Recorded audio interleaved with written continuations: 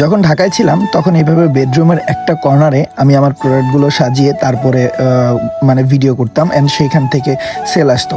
আসলে আমি আলাদা করে কোনো মানে হাব বা কোনো শপ নেই নাই যেখানে আমার কস্টিউমগুলো রেখে আমি সেল করব।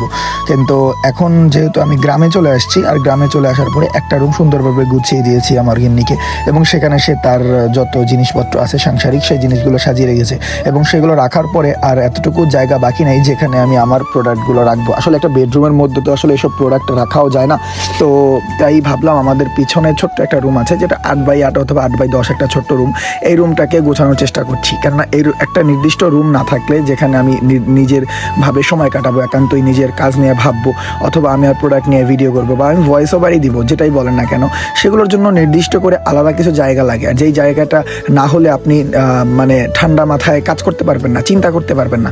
কারণ আপনার চিন্তা শক্তি তখনই আসবে যখন আপনি একা থাকবেন বা একা কিছু নিয়ে ভাববেন। কিন্তু সেটা এখন আমার একটা ছেলে আছে, তো আমার ওয়াইফ, তো তাদের মধ্যে বসে থেকে ওই এক রুমের মধ্যে সব প্রোডাক্ট নিয়ে কাজ করা আমার পক্ষে সম্ভব নয়। যার কারণে এই রুমটা আমি নিজেই ঠিক করার চেষ্টা করছি।